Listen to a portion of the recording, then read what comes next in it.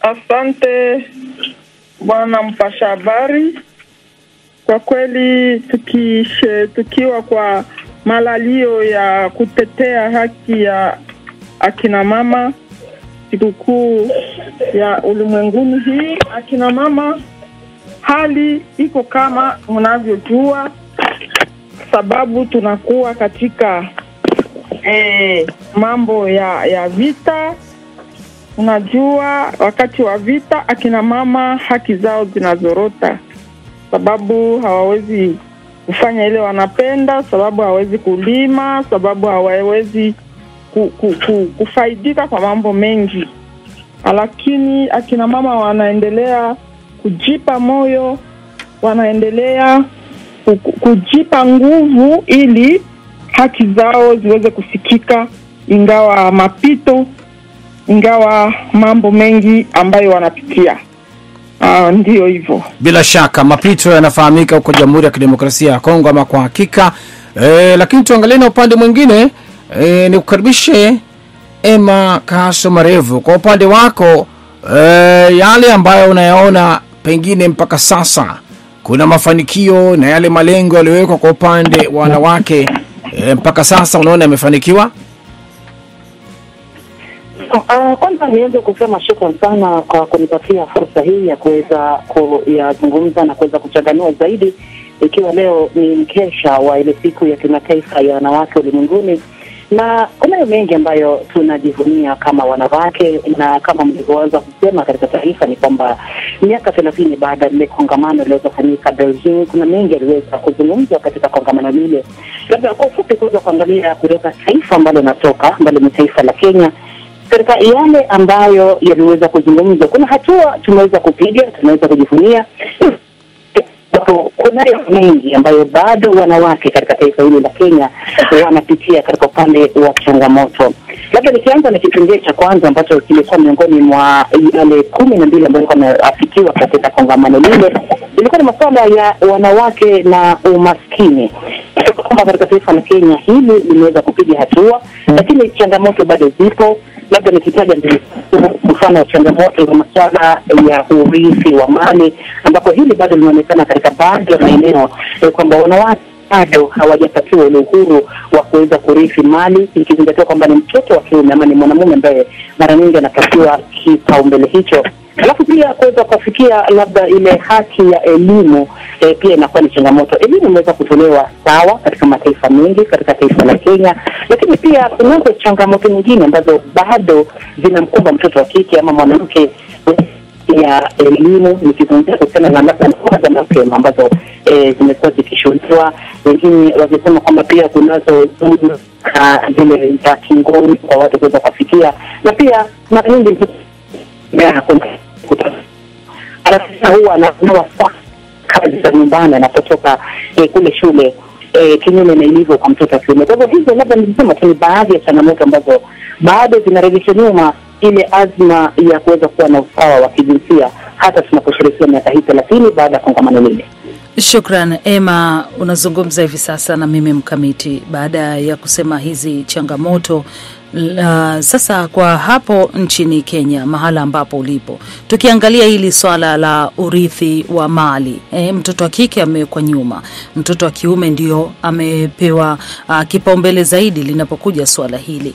Ukiwa ni mwanamke, ukiwa ni mama na mwanaharakati katika masuala ya kuimarisha haki za wanawake, hapa unadhani nini kinaweza kufanyika kwa wakati huu ili kuweza kuhakikisha kwamba hili swala la urithi wa mali basi pia mtoto wa kike, mwanamke pia anapewa kipaumbele? Asante sana. Labda nitasema kwamba jambo moja ambalo linaweza kusaidia katika kuweza kufikia haki ya urithi, kwanza ni hamasisho kwa jamii. Jamii inapaswa kuelezwa kwamba mtoto wa kike anayo haki ya kuweza kurithi kama ilivyo sawa kwa mtoto wa kiume.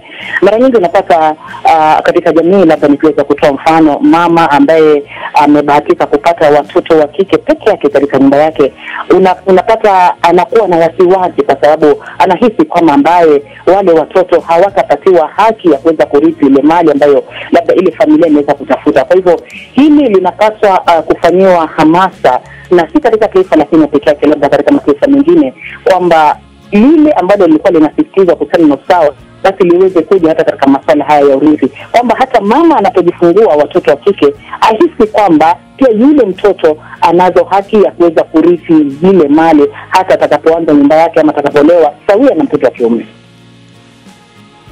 Naam, na nirudi tena kwako Josephine Malimukono ambaye ni mwanaharakati wa haki za wanawake huko DRC. Unazungumza hivi sasa na Mkamiti, na wakati ambapo tuko kwenye mkesha huu wa kuelekea siku ya wanawake duniani kimataifa. Je, mwamko wa wanawake kujitambua kama wanawake huko Jamhuri ya Kidemokrasia ya Kongo upo vipi? Asante kwa kutukiwa kwa ulalio wa kuweza kusherekea siku ya mwanamke. Kweli urithi wa muhimu katika maisha ya kina mama, ya msichana ni kupata elimu nzuri. Sheti tukisherekea tuangalie kama wasichana wamesoma.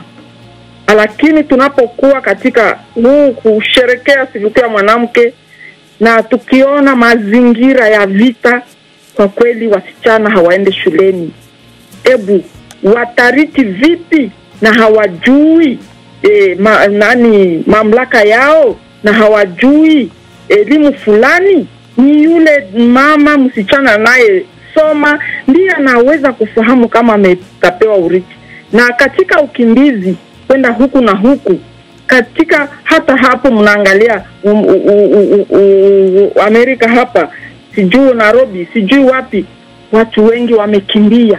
Watariti nini?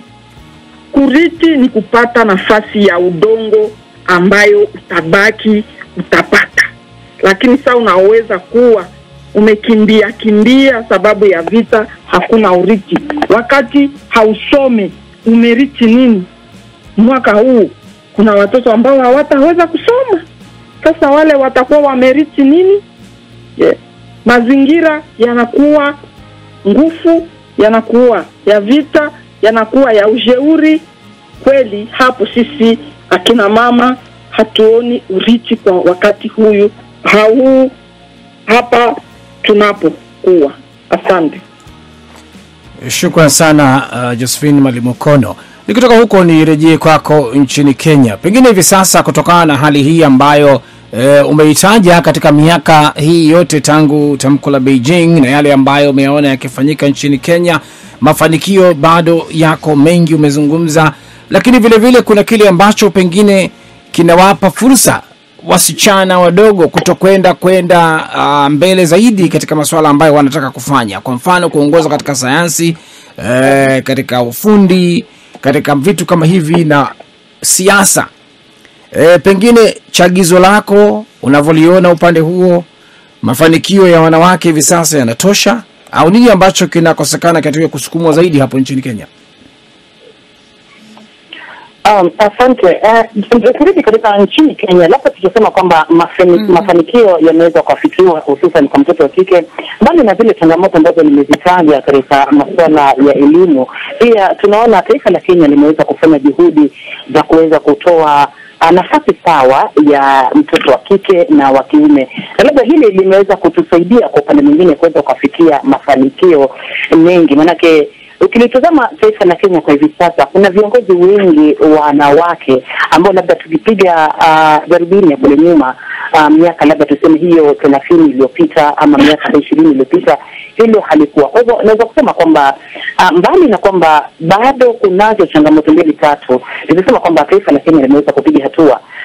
Kuna viongozi ambao washaelezea azma zao za kuweza kuwania viti vya kisiasa, kuweza kuwania uongozi, na kweli wameweza kujitokeza na tunaweza kuona mafanikio. Kwa hivyo hili limekuwa mojawapo ya yale mambo ambayo yamewapatia watoto wa kike katika taifa hili la Kenya nafasi ya kujua kwamba pia wao wanaweza kufikia yale tu ambayo wangetaka kufikia wanapoweka juhudi. Kwa hivyo zile changamoto zinapowekwa kando na tunapoendelea kupata wengi katika nafasi za uongozi, basi bila shaka linasaidia sana taifa la Kenya kuweza kufikia ule usawa ambao wanawake wamekuwa kupigania kwa miaka hiyo. Bila shaka na kushukuru sana Emma kwa upande wako. Lakini kabla tusonga mbele, tunaye msikilizaji katika line ya simu, tumsikilize na tunamkaribisha msikilizaji. Toa maoni yako, tuambie unapiga simu kutoka wapi, kama una swali washiriki watakuwa tayari kukujibu kadri ya uwezo wao. Karibu sana. Okay, asante sana. Naongea na Mchonga Maua kutoka Busia Buringala. Sasa mimi nikizungumzia mjadala wa leo, mwanamke ni mtu mwingine wa maana sana hapa duniani. Lakini unaweza pata kama hapa Kenya, hapo nyuma watu huko wanatambua wanawake kwamba anaweza kuongoza. Lakini sasa hivi wametambua kwamba mwanamke anaweza ongoza vizuri hata kuliko wanaume. Sasa tunaomba jinsia ya wanawake wapewe fursa ya uongozi, ili tumeona wako na uongozi mzuri sana. Kama hapa Kenya ukipata magavana, tuko karibu wa governors, karibu wa governors 6 hivi ni wanawake. Sasa nashukuru sana Kenya imepeana fursa ya wanawake pia kusimama na wakuwe kipaumbele katika jamii. Wasitupwe, ili wawe wanawake waheshimiwe, na wakifanya mambo yao serikali iwasaidie, iwapee ruhusa ya kusimama viti. Ni Mchonga Maua kutoka Busia Buringala. Shukrani sana Mchonga Maua kutoka Busia nchini Kenya.